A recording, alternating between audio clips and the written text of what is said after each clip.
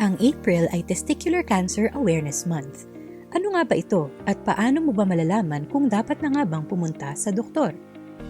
Ang isa sa 250 lalaki ay maaaring magkaroon ng testicular cancer. Mas madalas itong nakikita sa kabataan, pero maaari pa rin itong mag-develop sa kalalakihang may edad na. Ang good news ay kapag nahuli ito ng maaga, maaari itong mapagaling.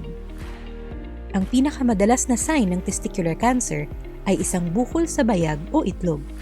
Gaya ng pag-screen at pagkapa para sa breast cancer, dapat ang mga kalalakihan at kabataan din ay matutong mag-eksamin ng sarili nila at kumapa ng bukol.